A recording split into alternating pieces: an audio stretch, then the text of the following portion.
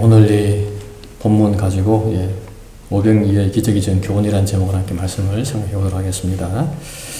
오늘 본문은 이제 오병이어에 관한 그런 내용입니다.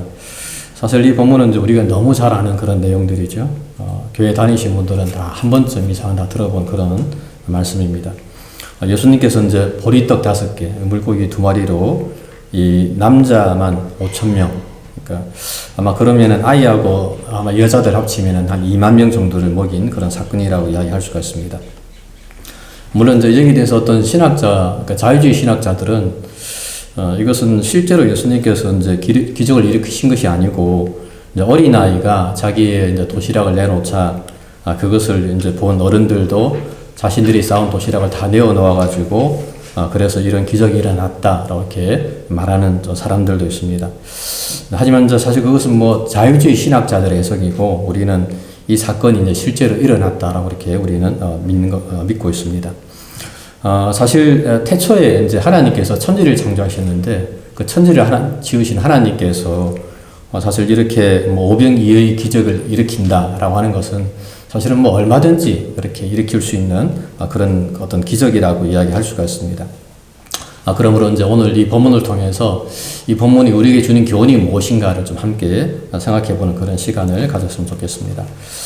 먼저 오늘 본문이 우리에게 주는 교훈은 이제 이 기적이라고 하는 것은 이제 결핍에서 시작이 된다라고 하는 것입니다. 사람들은 사실 결핍이라고 하는 것, 이 부족한 것을 좀 어떻게 보면 좀 안 좋게 보는데, 근데 성경은 이 부족함 혹은 이 결핍으로부터 기적이 시작되고 된다라고 이렇게 말을 합니다. 오늘 본문은 이제 먼저 예수님께서 이 눈을 들어서 이제 큰 무리가 자기에게 이제 온 것을 보고 이 빌립에게 12제자 중에 한 사람이죠. 빌립에게 질문하는 내용으로부터 좀 시작이 됩니다. 우리가 어디서 떡을 사서 이 사람들을 먹이겠느냐라고 이렇게 예수님께서 질문합니다. 예수님께서 이렇게 질문한 이유는 이제 그때의 그 빈들의 그 광야에 예수님과 함께 수많은 사람들이 모였었기 때문입니다. 오늘 본문에서는 남자만 5,000명 그러는데 뭐 아이들과 여자 합치면 한 2만 명 정도 되는 많은 사람들이 모여 있었던 겁니다. 근데 이제 그들이 저녁 때가 됐는데 먹을 게 없는 거예요. 그래서 예수님께서는 이 빌립에게 우리가 어디서 떡을 좀 사가지고 이 사람들을 먹이겠느냐라고 이렇게 질문을 한 것입니다. 우리가 생각해 볼 때 만약에 그 빈들에 먹을 것이 풍족했다면 예수님께서 아마 이런 질문을 하지 않았겠죠. 그러니까 빈들에 먹을 것이 아무것도 없으니까 예수님께서 이렇게 빌립에게 질문을 했다라고 하는 것입니다. 그러니까 이런 면에서 사실은 이 결핍이라고 하는 것, 이 부족함이라고 하는 것은 어떻게 보면 이 하나님의 자비가 흘러나오는 하나의 어떤 통로, 창문이 될 수 있다라고 우리가 생각을 해볼 수가 있습니다. 사람들은 뭐 없는 것, 부족한 것 하면은 나는 왜 이렇게 없냐, 왜 이렇게 또 부족하냐 라고 이렇게 말을 할 수도 있는데 하지만 성경은 그것을 통해서 하나님의 역사가 일어날 수 있다라고 이렇게 말씀을 하는 겁니다. 열왕기하 4장에 보게 되면 한 과부 사건도 나옵니다. 한 과부가 나오는데 그 어느 날 한 과부가 이제 엘리사 선지자를 오게 됩니다.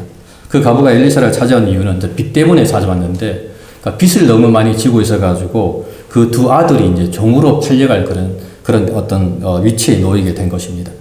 그래서 이제 이 과부가 엘리사를 찾아와서 좀 도움을 이제 요청을 하는 거죠. 그럴 때 이제 엘리사가 말하기를 내 집에 뭐가 있느냐 이렇게 물었습니다. 너희 집에 지금 뭐 있냐 물어보니까 그 과부가 하는 이야기가 기름 한 그릇 외에는, 그러니까 기름 한 그릇, 기름 한 종지죠. 한 종지 외에는 가진 것이 아무것도 없습니다. 라고 이야기합니다. 아무것도 없다. 이 과부가 너무 가난해가지고 기름 한 종지 외에는 내가 가진 것이 아무것도 없습니다. 라고 이야기합니다. 그러니까 우리가 볼 때는 야, 이게 정말 너무 아무것도 없구나. 너무 불쌍하구나. 생각할 수 있는데, 근데 너무 놀랍게도 그 아무것도 없는 것을 통해서 하나님의 역사가 일어나는 겁니다. 엘리사 선지자가 말합니다. 너 다른 데 가서 그릇을 빌려온다. 빌리고 올 수 있는 만큼 가서 빌려온다라고 이야기해요. 그래서 그 과부가 나가서 자기가 빌릴 수 있는 그릇을 다 빌려다가 이제 가져왔습니다. 그래서 엘리사가 말하기를 가서 방 안에 가서 문을 닫고 그 종지에 있는 그릇을 그 빈 그릇에 쏟아 부으라는 거예요. 그래서 이제 과부는 자기 아들을 가셔서 그 종지에 있는 그 기름을 이제 빈 그릇에 붓습니다. 근데 너무 놀라운 것은 부으면 부을수록 계속 이 기름이 나오는 거예요. 그 기름이 끊임없이 나오는 겁니다.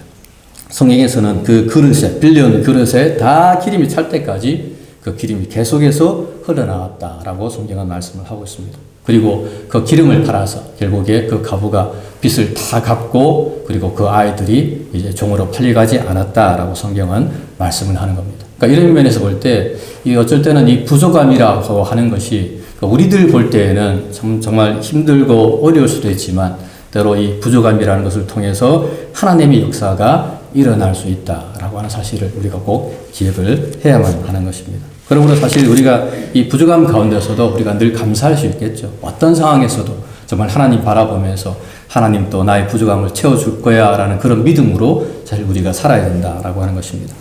두 번째로 이 기적은 어떤 작은 헌신을 통해서 이루어진다라고 성경은 말하고 있습니다.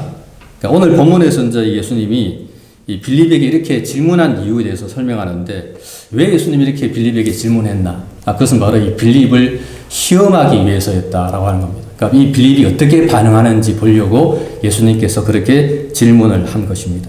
근데 사실 제자들이 이 떡을 사가지고 이 2만 명이나 되는 사람들을 먹인다라고 하는 것은 사실은 이것은 있을 수가 없는 일입니다.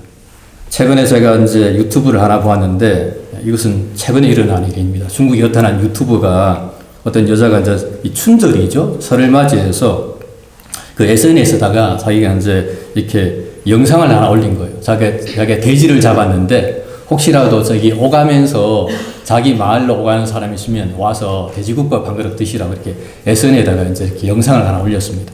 그런데 그것을 보고 얼마나 모였냐면 한 10,000명에서 20,000명 정도 모였다는 거예요. 그 조그만 마을에.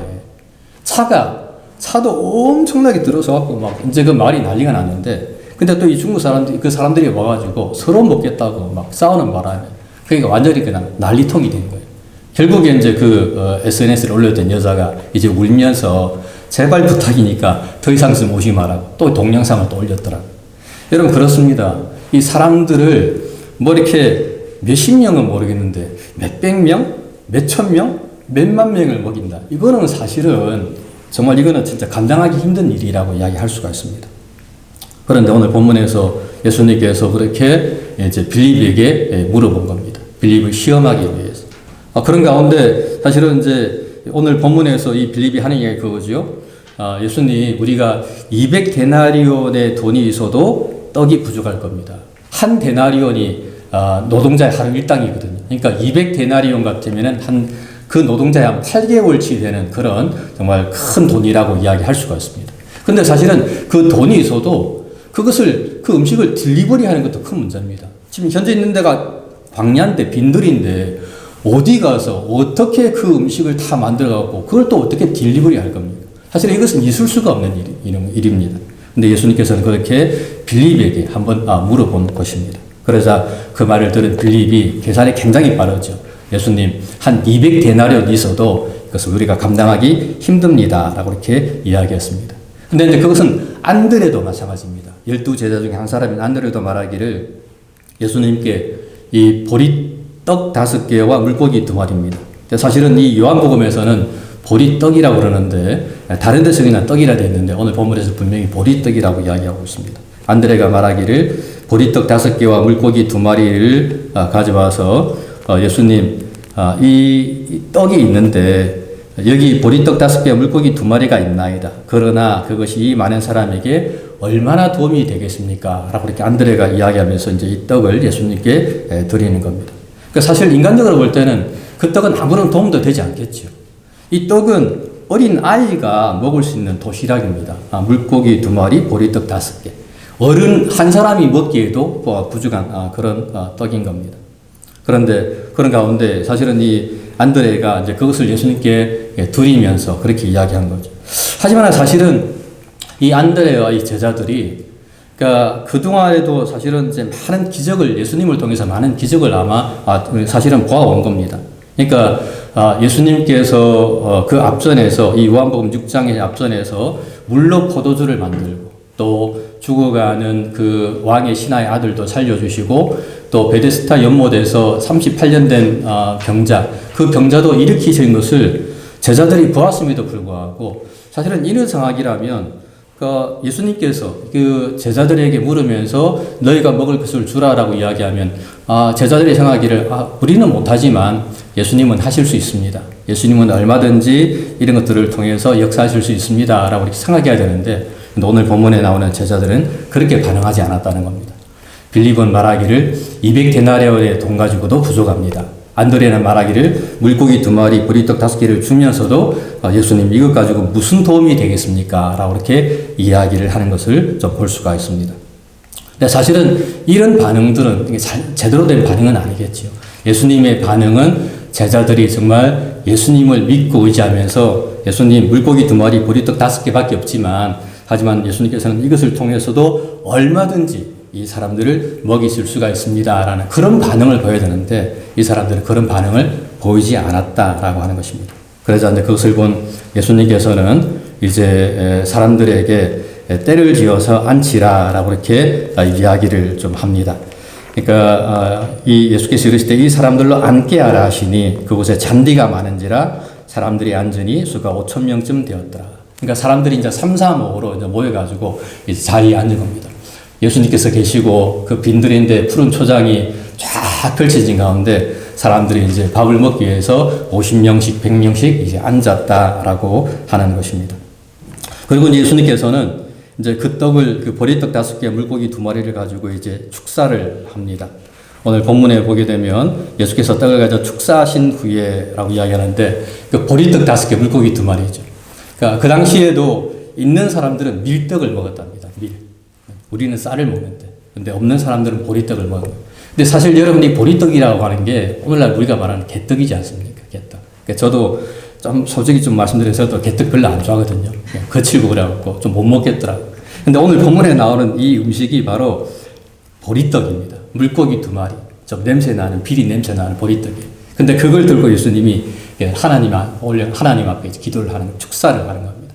그리고 이제 결국에 이것을 사실은 이 이스라엘 백성들이 맛있게 먹었다라고 이야기하는 거예요. 제가 좀 생각해 봤습니다. 이 보리떡하고 그 냄새 나는 이 생선 2마리가 뭐가 그리 맛이 있었을까? 우리 같은 경우 어떻게 하겠습니까? 저도 잘 안 먹겠죠. 뭐 이까짓가 그럴 텐데 오늘 본문에 나오는 예수님과 이 제자들 사람들은 예수님은 그것을 가지고 하늘을 향해 축사하셨고 그리고 그 음식을 결국에 이 사람들이 맛있게 먹었다라고 성경은 이야기하고 있습니다. 제가 조금 생각하면서 음식 불평하면 안 되겠구나. 예수님께서는 정말 좋은 것도 아니고 보리떡 들고 이렇게 축사 하나님께 감사하셨는데 우리가 정말 우리가 무엇을 먹든지 간에 우리가 늘 감사하면서 정말 기쁜 마음으로 음식을 먹어야 되겠다 하는 생각을 제가 잠깐 해보았습니다. 그리고 이제 예수님께서는 그것을 떼어서 이제 제자들에게 이제 주시면서 그것을 사람들에게 나누어 주라라고 이렇게 이야기합니다. 그러자 어떻게 됐냐면 12절에 보게 되면 그들이 배부른 후에 예수께서 제자들에게 이르시되 남은 조각을 거두고 버리는 것이 없게 하라 하심으로 그들이 거두니 보리떡 5개로 먹고 남은 조각이 12바구니에 가득 찼다라고 이야기하고 있습니다. 한 2만 명 되는 그 사람들이 그 보리떡 5개, 물고기 2마리를 가지고 충분하게 먹었다는 거예요. 어떤 사람은 한 2인분, 3인분씩 아마 먹었을 것입니다. 배가 고프니까. 근데 그런 사람들이 다 먹고도 12바구니에 가득 찰 만큼 이렇게 그 음식이 남았다라고 성경은 말씀을 하고 있는 것입니다. 여러분 그렇습니다. 우리가 생각할 때는 이 보리떡 5개, 물고기 2마리는 정말 아무것도 아닌 것처럼 보이죠. 정말 보잘것없는 것처럼 보입니다만 하지만 이 사소한 것들도 주님의 손에 들려지기만 하면 놀라운 역사를 일으킨다라고 하는 것입니다. 그러니까 이것을 우리가 절대로 관감은 안 됩니다. 우리 인간편에서 볼 때는 아무것도 아닌데 별것 아닌데 그것이 주님의 손에 들려지게 되면 이것이 기적의 통로가 될 수 있다라고 하는 것입니다. 어떤 사람들은 늘 하나님 나라라고 이 교회 와서도 늘 좋은 것만 찾는 사람들이 있어요. 좋은 교회, 좋은 시설, 또 뭐 좋은 환경, 늘 그런 걸 찾는 사람이 있습니다. 지금도 이제 가끔씩 유튜브 보게 되면은 사람들이 이제 대형교회로 많이 간다 그러더라고요. 그러니까 시설도 좋고 또 한편으로는 이제 뒤에서 숨어서 조용하게 신앙생활 예배 드리고 갈 수가 있으니까 아무도 터치 안 하니까. 교회에서 봉사 안 해도 되고 헌신 안 해도 되고 교제 안 해도 되고 그냥 예배만 딱 드리고 집에 갈 수 있으니까 오히려 교회 대형교회로 많이 몰린다 그러더라고요. 근데 여러분 사실은 그렇게 해가지고 과연 그것이 하나님 믿는 사람의 모습일까 우리가 한번 생각해 볼 수가 있습니다. 정말 우리가 하나님 믿는다면 우리에게 주어진 십자가를 지고 정말 주님의 길을 따라가고 때로 힘들고 어렵지만은 그 역할을 잘 감당해 나가는, 저는 가끔씩 우리 뭐 이수건 사님도 계십니다만은 나와서 이렇게 반주해 주는 거 사실 저는 너무 고맙잖아요.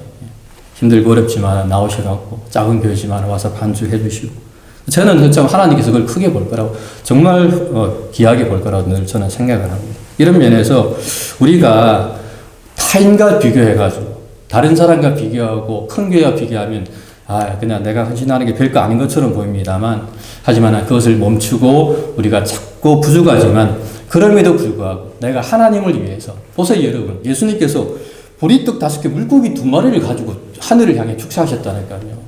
좀 축사하시려면 좀 정말 멋진 어떤 음식을 가지고 축사하셔야지, 그런 것 갖고 축사하시겠다는 거 제가 말씀 묵상하면서, 우리가 비록 부족하고 연약하지만 그럼에도 불구하고 우리가 하나님께 헌신하게 되면 하나님이 그 모든 것을 받으시구나라는 생각을 제가 좀 해보게 된 것입니다.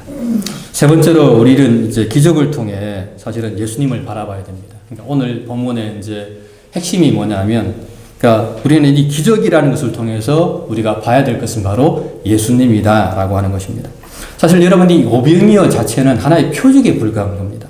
이 오병이어가 아무리 어마어마한 기적이라 할지라도 그것 자체는 하나의 표적에 불과하다는 사실 우리는 꼭 기억을 해야만 합니다. 사실 예수님은 제가 앞에도 말씀드렸던 것처럼 이것보다도 더 큰 일도 감당할 수 있을 수 있는 분입니다. 출애굽기 보게 되면 하나님께서는 광야에서 40년 동안 이스라엘 백성들에게 만나를 내리잖아요. 그러니까 그런 거 볼 때 예수님께서도 이것보다 더 큰 일을 얼마든지 감당하실 수가 있다라고 하는 것입니다. 그러므로 우리가 집중해야 되는 것은 표적 그 자체가 아니에요.